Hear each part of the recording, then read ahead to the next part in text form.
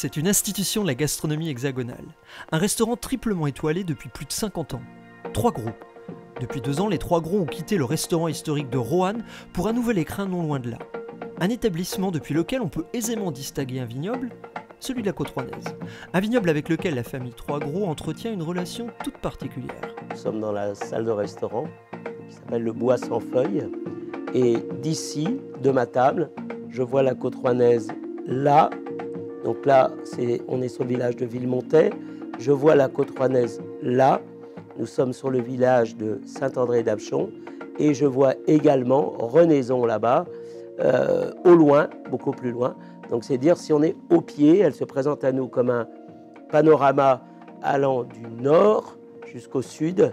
Et c'est un décor somptueux. Notre grande histoire, on pourra dire, c'est pas tout à fait un début, parce que la Côte Rouennaise nous accompagne, moi personnellement, depuis que je suis tout jeune, mais mon papa également, bien avant, fin des années 70 déjà, on pourrait dire qu'il y a une émulation, il y a un intérêt en tout cas nouveau, parce que la qualité commence à émerger, et parce que Robert Serrol est une locomotive de la Côte Rouennaise, pas l'unique, mais il en est une majeure.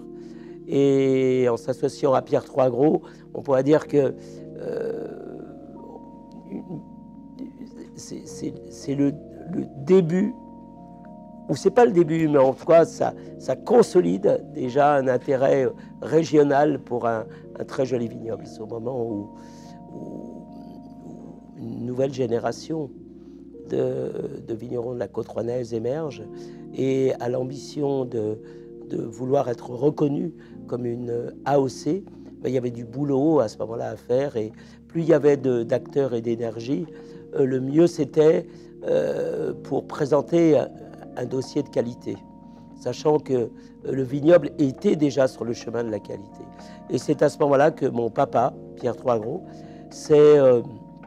on pourra dire, à la demande de Robert Serrol et d'un certain nombre de vignerons, on pourra dire, avec assez de bonheur, assez de plaisir, à décider de les accompagner ou à souhaiter les accompagner pour être un petit peu le visage de cette Côte Rouennaise, ou en tout cas associer ce qui était grande table, grande maison rouennaise avec ce vignoble de la Côte Rouennaise, et ainsi avoir, on pourrait dire, un peu plus de conviction. Ce vignoble est blondin, donc a été planté, entièrement planté, sur un très joli coteau, orienté sud-est, et a été planté en gabet, 2 hectares, une très belle parcelle. Ça a commencé en 92, donc. Et la première cuvée est en 96 ou 95, peut-être.